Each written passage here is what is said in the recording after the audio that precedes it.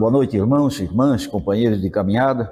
Que a paz do Senhor nos envolva, que tenhamos uma noite assim repleta de alegria, por estar mais uma vez numa casa espírita, recebendo as orientações que o Mestre nos transmitiu há 2000 anos atrás e que hoje tem validade total. As orientações divinas nunca estão vencidas, elas se renovam cada vez mais em nossos corações, mas são aquelas que ele emitiu quando aqui passou, como nós encarnados no plano terreno.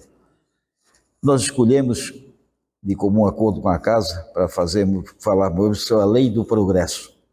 Para falar sobre a lei do progresso, nós vamos voltar um pouquinho e vamos falar sobre a reencarnação. Uma pequena palavrinha, porque o progresso depende da reencarnação, porque nós viemos tantas vezes quanto for necessário ao plano físico, e nessas oportunidades que nós viemos, é a grande oportunidade, é o perdão que Deus nos concede para que nós possamos nos melhorar. Então, quanto mais nós viermos e quanto mais aproveitarmos esta oportunidade, mais nós evoluímos. Outro ponto que também nós devemos observar são os reinos da natureza. Podemos pensar que nós somos criados diretamente como espírito, nós passamos pelos reinos da natureza. Kardec perguntou aos espíritos se havia uma interligação entre os componentes do reino, tudo interliga no universo e tudo está sujeito à lei do progresso. Então, quem são os reinos da natureza? O mineral, o vegetal, o animal e o hominal, são os 4 reinos. Então, estando tudo interligado, o próprio universo também progride e também evolui. Sobre isso, nós vamos começar dizendo o seguinte, segundo alguns segmentos religiosos, o ser humano foi criado justo, puro e feliz, e assim poderia ter continuado por toda a eternidade, mas nós cometemos ou infringimos uma lei divina, e aí vindo a sofrer as consequências dessa grave, estamos falando sobre Adão e Eva no começo, a evolução começa de lá, as consequências dessa grave atitude, a privação da graça, a perda do paraíso, a inclinação para o mal, a morte e todas as misérias do corpo e da alma. Ora, em outras palavras, ou resumindo essa definição, isso quer dizer que o ser humano teria surgido na Terra quase perfeito, mas em função dos seus erros teve que passar por todos esses problemas. Há até quem diga que a humanidade está se tornando cada vez pior. Isso não é verdade, gente. Nós estamos nos melhorando. Só que a nossa melhora é para e passo, é devagarzinho. Não é assim visível a olho nu. Né? A nossa melhora, cada um melhora de acordo com a sua própria evolução e com o seu próprio modo de agir. Se analisarmos essa definição, encontramos algumas incongruências, alguns problemas a respeito da ação atribuída ao Criador, que castigou não só os faltosos daquela época, como toda a humanidade futura. Deus não castiga. Começando pelo princípio que Deus não castiga. Ele nos oportuniza nós voltarmos à Terra para o nosso crescimento. Então, o perdão de Deus é um pouquinho diferente daquele perdão que nós imaginamos. O que é que nós imaginamos? Vamos dizer, eu errei com aquela senhora, aí peço perdão, se estás perdoado, bota a mão na minha cabeça, estás perdoado. O perdão de Deus não é passar a mão na cabeça, porque se Deus assim fizesse, vou dar um exemplo bem típico, posso sair um pouquinho daí ou não? Como é que é? Pode? Vamos dar um exemplo bem típico, vou dizer assim, que eu fosse assim um cidadão que tinha costume de roubar um bujão de gás. Então, ia na casa dessa senhora, eu roubei o bujão de gás, vendi, aí o delegado me prendeu, mas o delegado é meu amigo de Biguaçu, me soltou. Aí eu fui numa doutrinária, ou fui em uma igreja, fui em qualquer lugar, estava falando sobre roubar, sobre tirar alguma coisa de alguma pessoa. Meu Deus, eu fiz errado, vou pedir perdão para Deus. Aí Deus me perdoava. Tá? No outro dia eu vi um outro bujão dando bobagem, fui lá e roubei. Então, cada vez que eu roubava um bujão, eu ia lá, me ajoelhava, pedia perdão, Deus perdoava. Daqui a pouco Deus estava sendo conivente comigo. Deus estava permitindo que eu continuasse no erro. Então, exatamente, os nossos sofrimentos, os problemas que nós passamos, fica condicionado a nossa melhora, a nossa evolução, se nós nos arrependermos e nos arrumarmos. Jesus, quando curava alguém na sua passagem pelo planeta Terra, ele sempre dizia, vá e não peques mais. O que é que ele queria dizer? Te arruma, te ajeita. tá? Faz as coisas direito, não comete erros. Então, essa era uma instrução, vai e não peque mais. Tá? Jesus também nos deu a orientação que a cada um será oferecido segundo as suas obras. Essa orientação é tão importante que ela está colocada em 4 lugares distintos na Bíblia, 2 no Velho Testamento, 2 no Novo Testamento, e está no livro Céu e Inferno, e está na Gênesis. Então, onde é que está no Velho e no Novo Testamento? No Velho Testamento, ele está em Jó 34:11, e está também em Salmo 62:12. No Novo Testamento está em Mateus 16:27, e em Apocalipse 22:12. Então veja bem, é uma instrução tão salutar, tão ideal, tão boa, tão primordial para a nossa evolução, que está em 4 lugares na Bíblia, repetido, para nós não esquecermos, para nós lermos um, relermos, aprendermos. Então, a cada um será oferecido segundo as suas obras. O que é que Jesus quis dizer com isso? Que de acordo com o nosso comportamento, nós vamos receber as coisas adequadamente. Nós vamos colher exatamente o fruto da nossa plantação.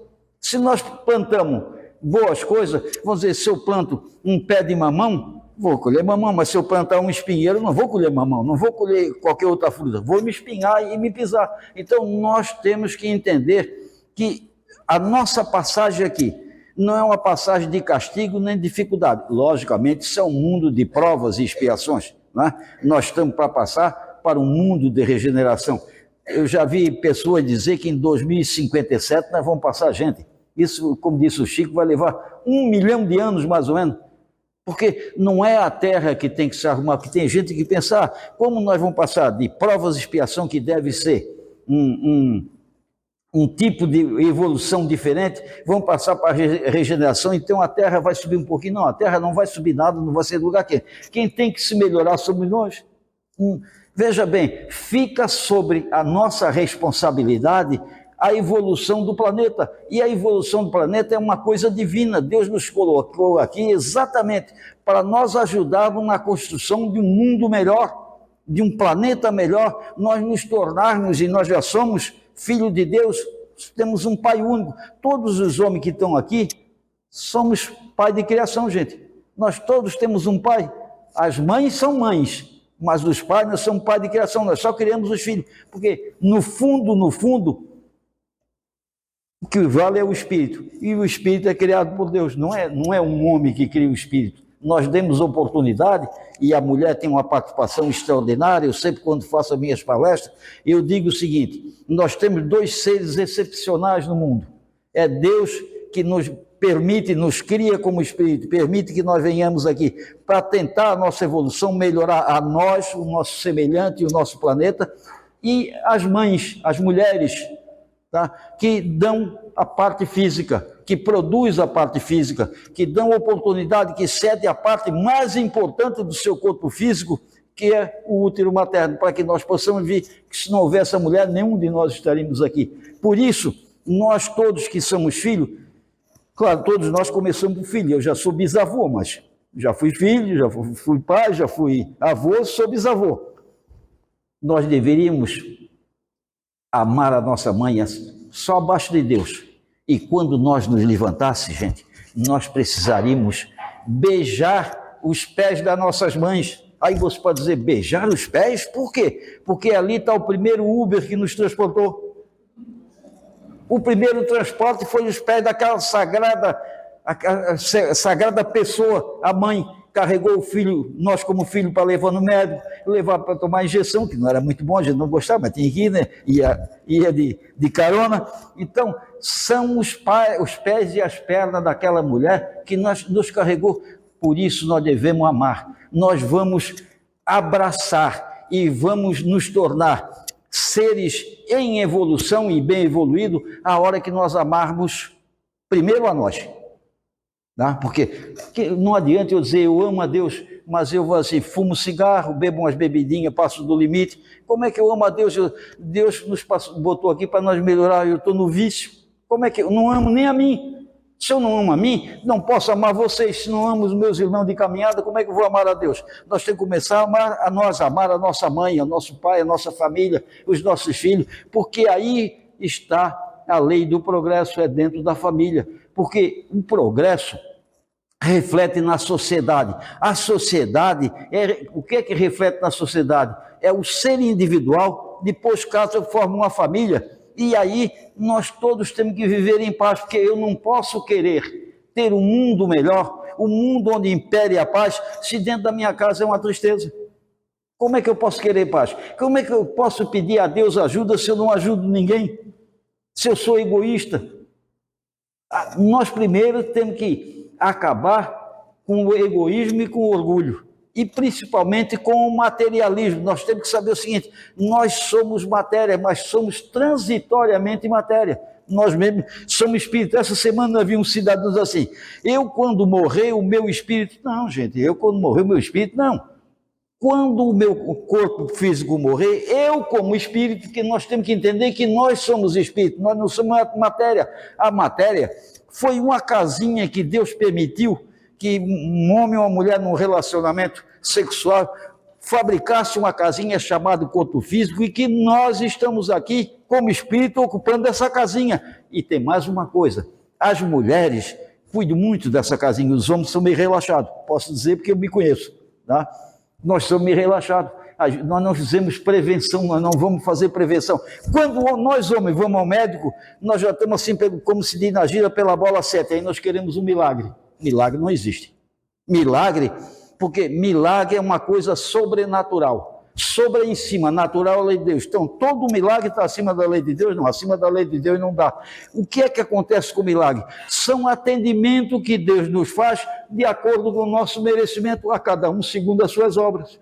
Então, não é milagre, é merecimento. Nós temos que merecer para receber as coisas divinas. E Deus nos oferece, nem tudo que nós pedimos Ele oferece. Vejam bem, Deus nos dará o que realmente precisamos e não necessariamente o que pedimos. Porque às vezes nós pedimos uma coisa que não vai... É igual o pai. Um pai tem um filho aí de 17, 18 anos. O filho chega: pai, me dá uma moto. Se eu sou o guri, meu filho já diz: nada de moto, meu filho. Desculpe se tem algum aqui que anda de moto. Moto é um perigo. O cidadão hoje, nós vimos aqui em Florianópolis, Iguaçu, São José e Palhoça, os caras dão sinal lá dentro para o outro, dão ré via pública, andam na contramão, andam dirigindo bêbado. O cidadão de moto, o para-choque de moto é o corpo no motoqueiro. Então, se pede uma moto, o pai deve dizer: não, por enquanto não. Quando tiver 18 anos ou 21, aí tu tem maioridade, faz o que tu quiser. Se tu quiser te matar, o problema é teu. Agora, nós temos que entender que Deus nos atende exatamente naquilo que não vai nos fazer mal, porque um pai, quando ele acha que pode fazer mal ao filho, ele não vai atender o pedido do filho. Deus é a mesma coisa, porque eu ainda estava falando com a senhora que estava ali na portaria ainda há pouco, aquela senhora lá, e estava falando, gente, estava falando assim, ó, o dinheiro não traz felicidade, mas faz às vezes a gente feliz, mas dinheiro em abundância só atrapalha. Eu vou dizer uma coisa: qualquer um de nós aqui, ó, nós podemos ir à praia, podemos pegar um ônibus aqui de Biguaçu e eu lá do Cobraçó, posso pegar um ônibus para a cidade, andar para lá, andar para cá, não tem nenhum problema, andar pelo meio da rua, não tem problema. Mas se um de nós tiver a infelicidade, veja bem, de ganhar sozinho na Mega Sena, aí o negócio começa a complicar. Você vê infelicidade, estou dizendo, não é felicidade não, é infelicidade. Por quê? Porque meu pai disse uma coisa: segredo entre dois só se mata um. Não tem segredo entre dois. E você ganhando assim, 300 milhões, vai na Caixa Econômica aqui, você não conta para ninguém da família para tu mandar, já não vi morder o dinheirinho. Vai, chega lá, vai quietinho para o gerente: só, eu sou ganhando da Mega Sena. O gerente não vai fazer o seu depósito, não vai fazer toda a operação, vai chamar um funcionário: meu filho, faz o depósito para ele. Aí pega o documento e lá, esse é o ganhador da Mega Sena aqui em Biguaçu. Bom, aí leva para o caixa autenticar. Aí já está o gerente, já está o funcionário, está o caixa. No outro, eu fui bancário 51 anos e 7 meses com carteira da cidade, então eu posso falar bem de banco, tá? Então, no outro dia de manhã, quando for fechar o movimento, o cara vai olhar: pô, ontem a nossa agência tinha 10 milhões de depósitos, hoje tem 310 milhões, vou ver quem é que depositou essa barbaridade. Vai lá, está o ganhador da Mega Sena. Pronto. Vai ter segredo? Não, Biguaçu inteiro vai saber. Aí eu digo o seguinte: se você tiver filho na escola, já começa o problema. Vocês não vão deixar a criança ir sozinho, já tem medo de botar no ônibus, vocês já vão contratar um guarda-costa, o guarda-costa pode não atender, em vez de guardar nós, ainda é capaz de nos assaltar. Gente, começa os nossos problemas aí, você não tem mais paz. Não adianta ter dinheiro e não ter paz. A paz vale mais de qualquer importância. É por isso que nós devemos entender que as coisas físicas são passageiras. O que nós levamos para o mundo espiritual, o que nós somos, não o que nós temos. Uma coisa é certa. Aqui perto tem um cemitério, uma vez eu fui enterrar aqui para trás. Vocês nunca viram entrar nesse portão desse cemitério aí, o caixão de uma pessoa e ir atrás de um caminhão de mudança com todos os seus pertences? Não vai. Caminhão de mudança não entra no cemitério, fica tudo por lá de fora, para a turma brigar, os filhos, netos, brigar todo mundo. Então veja bem, o que é que nós devemos, desde jovens, igual essa menininha que está lá, entender que o que nós vamos usufruir no mundo espiritual, que nós somos seres imortais em evolução, é o que nós somos, o que nós fizemos. Quando nós chegarmos no mundo espiritual, eles não vão perguntar: Rafael, tu tinhas conta no Banco do Brasil ou na Caixa Econômica? Não vamos perguntar isso. Tinhas saldo positivo ou negativo? Também não vão perguntar. E vão perguntar: o que é que tu fizesse para socorrer os necessitados que te pediram auxílio? Isso eles vão perguntar. E aí, se eu não socorri ninguém, se eu não pratiquei nenhuma obra benéfica, se eu não fiz nenhuma caridade, o que é que eu vou dizer? Perdi o meu tempo, perdi uma encarnação. E perder uma encarnação, meus irmãos, é uma coisa assim não muito salutar, não muito boa, não. Porque entre uma encarnação e outra, dependendo das circunstâncias, leva uns séculos, às vezes até milênios. Nós podemos encarnar rapidamente, dependendo das circunstâncias, ou levar muito tempo. Vamos dizer que um de nós leva aí 300 anos. Pô, perdemos essa oportunidade, vemos aí 70, 80 anos, e vamos levar 300 para voltar. Então, aproveitar cada dia. Esse aproveitar não é fazer algo que possa nos comprometer o futuro. Nós temos que pensar sempre na nossa evolução, no nosso preparo, no dia a dia, no nosso irmão de caminhada. Nós temos que... Eu vejo assim, ó, quando eu era jovem, que a gente estava no ônibus, eu morava lá no Saco Limão, vinha todo dia trabalhar no centro, e entrava nesse ônibus, até uma menina, como aquela menina que está sentada ali com o pai e a mãe. A gente levantava, a gente era mais velho, dava lugar para ela, porque não é que mulher seja mais fraca do que homem, não. Mulher é uma flor, tem que ser tratada como flor. É isso que as mulheres e os homens têm que entender. Nós não podemos tratar um espinho igual uma pétala de rosa. Então, nós damos o lugar, porque não é que ela fosse mais fraca do que nós, não, porque ela era uma beleza ímpar, era alguém que veio para nos ajudar a crescer, as mulheres. Então nós dávamos lugar. Hoje o que se vê é o seguinte: o cidadão nem olha para o lado quando é uma idosa que está em pé, para não dar o lugar. Gente, a educação, nós vamos progredir através da educação.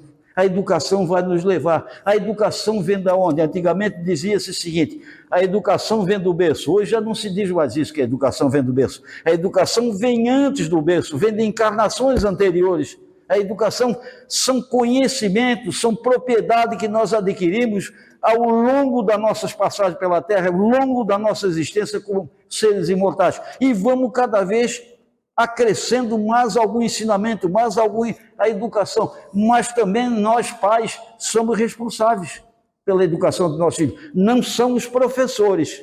Os professores têm a incumbência de ensinar o aluno a ler, a escrever, as matérias que têm relação com o curso que ele está fazendo, isso sim. Agora, a educação, a responsabilidade é dos pais. Hoje o que se vê são muitos pais passando ou terceirizando a educação para a professora. Aí dá o que dá, a gente vê aluno dando de professora, porque no meu tempo, se a gente não andasse direito, ela pegava a régua, botava a mão assim, tum, em cima da mão. E se a gente chegasse em casa chorando, a mãe ainda dava uns cascudos na gente, porque tem que obedecer a professora, tem que respeitar. Hoje não. Se a professora fizer isso, está morta.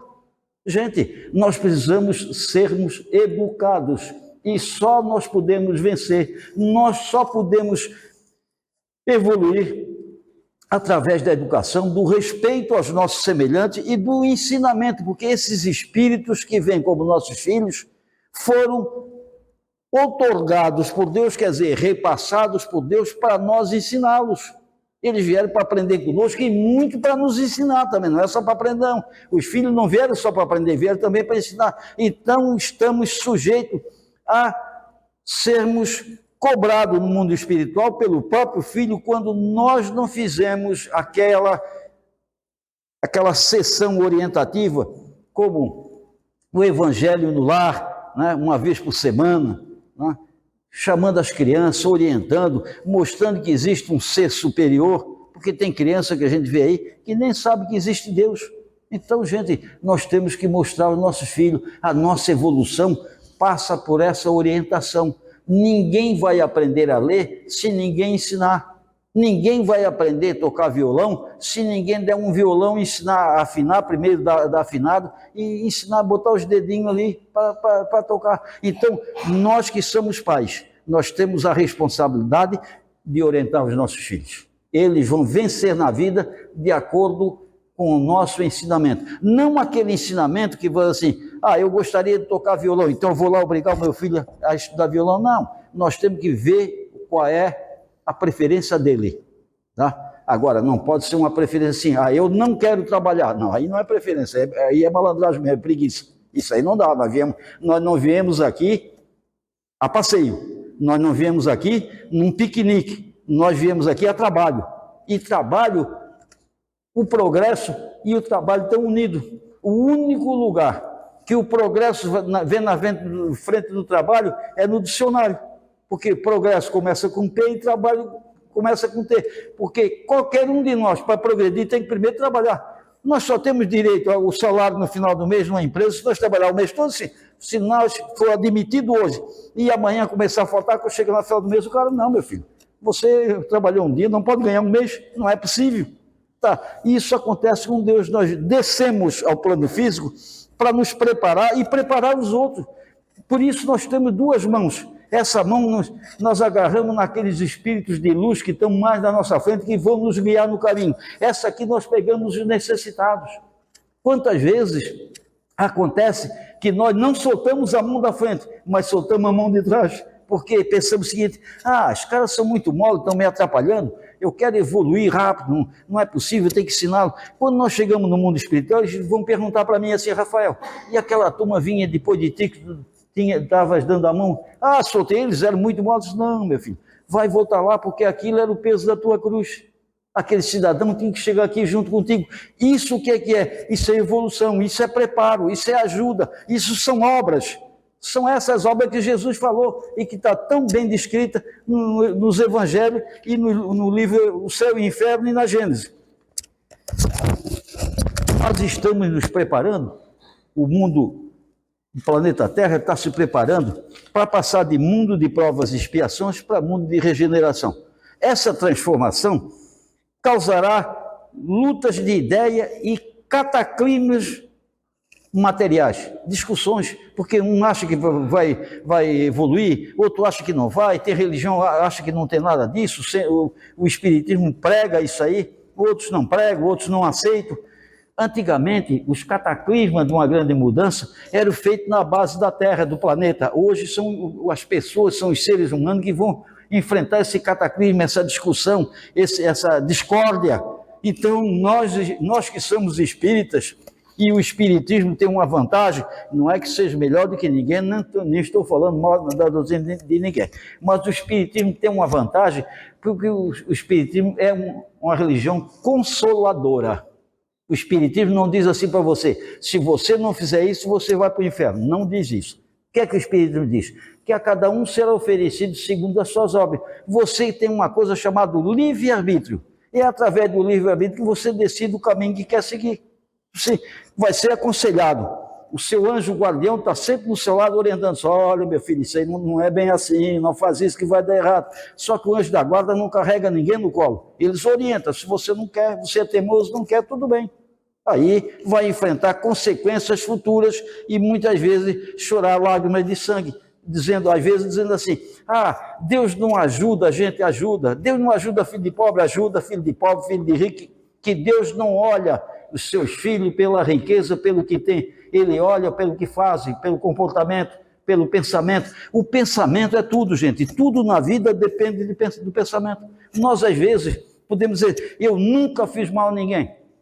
Jesus foi o próprio a dizer, quando apresentaram a mulher pega em adultério, se fosse hoje, a pessoa ia dizer, Jesus ficou em cima do muro.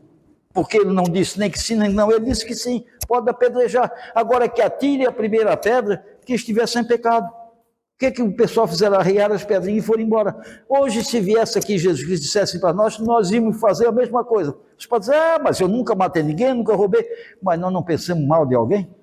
Às vezes o vizinho comprou um carro novo, o cara pensa, puta, esse cara aí ganha um salário mínimo, como é que pode ganhar um carro? Deve estar roubando. Estou criando um problema. Sempre que eu penso negativamente, eu estou colocando no universo, assim, quem já andou de avião sabe disso. Quando a gente passa das nuvens, o avião sobe aí a 3 mil pés, não sei quantos pés de altura, a gente vê aquelas nuvens branquinhas, no dia que tem sol, linda. E no dia de trovoada, a gente vê aquelas nuvens pretas, escuras, perigosas. Então, quando nós pensamos negativamente, nós estamos botando nuvens negativas no universo. Quando nós pensamos positivo, nós estamos colocando vibração benéfica que vão ajudar todos nós. Então, nós erramos, sim, nós cometemos irregularidade através do pensamento. Ou vocês acham que quando deu a Segunda Guerra Mundial, o Hitler simplesmente chamou um cara e disse, vamos fazer uma guerra? Não, ele pensou assim, se eu me unir com alguns países, isso vai dar certo, eu vou dominar o planeta. Então, isso foi o primeiro pensamento. Ele começou a conversar com um, o cara também concordou, conversou com o outro, formaram uma culpa e fizeram a Segunda Guerra Mundial e deu no que deu, que todo mundo sabe. Então, o pensamento, nós podemos usar para o bem ou usar para o mal. É aí que nós vamos construir a nossa estrada, o nosso caminho. A luminosidade da nossa caminhada está exatamente de acordo com o pensamento, aquilo que nós emitimos a favor ou contra os nossos semelhantes, porque todos nós erramos através do pensamento. Nós não matamos ninguém, mas já tivemos vontade de dar um tiro num cidadão, ou dar uma cabaçada de pau, qualquer coisa assim. Isso aí são pensamentos, e isso aí quem não fez? Quem nunca pensou nisso? Quem é jovem que jogou futebol nunca pensou dar um soco no juiz quando apita contra nós? Bom, velhinho é Cidinho, enquanto tem que dar uma olhadinha, sabe? Bom, o Espiritismo, como consolador prometido, abre à humanidade uma estrada nova e nos desvenda o horizonte do infinito. Por que o Espiritismo é um consolador prometido? Primeiro que é uma religião altamente consoladora, tá? Quando a gente vai na casa de um doente ou vê uma pessoa doente aqui tomar um passe, o que a gente diz? Ou um atendimento fraterno, a gente diz, meu filho, não tem mal que dure para sempre, o bem vai vencer. Então isso nós vamos consolando, vamos preparando a mente da pessoa. Então a doutrina é altamente consoladora. E Jesus foi muito claro, está em João 14, 15 a 17 e 26, lá no Evangelho de João, ele disse, se me amais, guardai os meus mandamentos, eu rogarei ao Pai, ele vos enviará outro Consolador que ficará eternamente convosco. O Espírito de verdade que o povo, a humanidade não recebeu, porque não conhece nem o vê, mas vós conhecereis, porque ele habita em vós. O Santo Espírito, não o Espírito Santo, o Santo Espírito, ele vos ensinará tudo aquilo que eu não ensinei. Veja a simplicidade do Mestre de Nazaré, que o Santo Espírito ia ensinar tudo o que ele não ensinou e vos recordará tudo que eu ensinei que vocês esqueceram ou não entenderam. O que é isso? É uma consolação, que vem alguém para nos ensinar no futuro. Esse alguém não podia ser um ser humano, que ele disse que vai ficar eternamente convosco. Ficar eternamente não pode ser um ser humano, teria que ser uma doutrina, não uma religião, uma doutrina, que depois virou religião, porque para nós é uma religião, mas é uma doutrina, porque não tem um dono. Porque você vê, o cristianismo é do Cristo. Qualquer religião aí tem essas evangélicas, a igreja de fulano, a igreja de fulano. O Espiritismo não é o centro do Kardec. O Kardec não é o dono da doutrina. Quem é que nos transmitiu? Quem nos transmitiu o ensinamento são exatamente aqueles seres que convivem com o problema que somos nós. Hoje nós estamos aqui escutando uma doutrinária, mas no futuro nós estaremos no mundo espiritual escutando talvez a mesma doutrinária em outro plano, e talvez nós estejamos até ministrando algum ensinamento no mundo espiritual. Então, nós, ao entendermos que nós estamos aqui de passagem, estamos aqui para evoluir, estamos aqui nos preparando, cabe-nos ajudar o nosso semelhante com o coração aberto, nos preparar para o amanhã, para nós recebermos um abraço divino e aquela felicitação pelo cumprimento de nossas tarefas. Que aqui nós estamos cumprindo tarefa. Rita, mais um minutinho, tá, minha querida? Bom, a humanidade progride por intermédio dos indivíduos que vão se melhorando. A humanidade somos nós, né? Paulatinamente, e quando esses se tornam numerosos, eles ajudam aqueles que ainda precisam de ajuda. Essa é a nossa condição. Todos nós que estamos aqui, nós somos alunos, mas também professores. Você pode dizer assim, eu tinha vontade de ir lá na tribuna fazer uma palestra. Tente. Às vezes a gente não faz com vergonha. Pois, se eu falar alguma coisa errada, isso aí é o orgulho, não é vergonha, porque se eu falar alguma coisa errada, ou se eu falar, pode ter gente que sabe mais do que eu, não é problema, você não tem que ter problema com essa pessoa. Graças a Deus, tomara que tenha muitos aqui que conhecem muito mais do que eu, que se eu errar, eles vir falar para mim, vão me ajudar, que amanhã eu não erro. É isso que nós temos que entender. E eu digo que todos aqui são palestrantes pelo seguinte, não tem ninguém mudo, primeiro, não tem ninguém surdo, eu acredito, o mais surdo tem aqui sou eu, que já vou para 84 anos. Então, o mais surdo aqui sou eu. Então, não tem ninguém que não tenha cordas vocais. Pode falar, tudo bem. Então, nós podemos falar. Às vezes, nós encontramos um amigo nosso, aí na rua, e ele diz assim, esse mundo não é para mim. Não estou gostando do mundo. Estou assim, decepcionado com Deus. Gente, quando ele começar que esse mundo não é para mim, ele está com umas ideias meio assim, de suicídio. Então, aí está na hora de todos nós somos palestrantes nessa hora. Nós temos que, essa hora que dá o ombro amigo para o cidadão derramar suas lágrimas e chorar suas mágoas também. Então, é nessa hora que os senhores se tornam palestrantes, porque vão ensiná-lo que o suicídio não é a solução de um problema, é a criação de mais um. E isso aí vai ficar no nosso perispírito por séculos. Por uma barbaridade de tempo. Então, o que é que nós temos que preparar? Temos que preparar aquele cidadão para ele não cometer essa atrocidade. Porque quando eu... Mais um minutinho. Tá? Quando eu recebo um presente divino, que é o corpo físico, é um presente de Deus. Aí, quando eu me suicido, eu pego o presente que é o meu corpo físico. Toma, não quero isso. Quer dizer, o que é que eu estou fazendo? Eu estou indo contra os princípios divinos, devolvendo a Deus aquilo que Ele me deu, com a oportunidade de eu escolher quanto tempo precisaria ficar no planeta Terra para me recuperar dos problemas do passado, porque a escolha é nossa, tudo tem aval de Deus, mas nós temos o livre-arbítrio de escolher. Nós escolhemos quanto tempo precisamos. Eu sempre digo, não vão pensar que o cidadão que tem cabelo branco aqui, me desculpe, aqueles que têm cabelo branco, é um apoio total divino. Não, é que nós devemos temos que ficar mais tempo para pagar. Quem deve mais fica mais tempo, é o que eu sempre digo. Vamos dizer que aqui na frente tivesse uma concessionária, aí tinha dois carros para vender iguaizinho, ele ia lá e perguntava, quanto é que esse carro? O cara, 100 mil. Disse assim, posso fazer uma proposta? Pode, eu dou 50 de entrada e 50 no primeiro mês. Fechou. E eu estava atrás dele, ele era o segundo, disse, eu também quero comprar esse carro. Quanto é que o senhor pode pagar? Disse, olha, o seu eu dou 2 mil de entrada e vem pagar 49 vezes de 2 mil. Então eu vou 49 vezes na loja com o carnezinho para pagar. Então, ele foi só uma vez, eu fui 49, 50 com a compra, ele 2 só. Então, por que nós ficamos mais tempo? Porque nós temos mais dívida para cumprir. A nossa caderneta está cheia de problemas e nós temos que ir quitando devagarzinho. É assim que se quita a nossa dívida, é assim que nós evoluímos, é assim que nós nos preparamos para amanhã. E, finalizando, é que o tempinho é meio curtinho também. E finalizando, gente, quando se diz à humanidade que chegou o período de transformação e que o planeta Terra tem que se elevar na escala hierárquica dos mundos, nada de sobrenatural devemos ver nessas palavras, mas sim a execução de 2 grandes leis do universo, que são a lei do progresso e a lei do trabalho, que estão sempre em conjunto, sempre abraçadas, que cabe a cada um de nós executá-las com amor, com fervor, com um princípio assim, de um verdadeiro cristão, com um pensamento leve, com todos os males assim, tirados dos nossos ombros e ajudar os necessitados, porque um dia eles talvez tenham nos ajudado. Muito obrigado, muito boa noite, que Deus nos proteja a todos.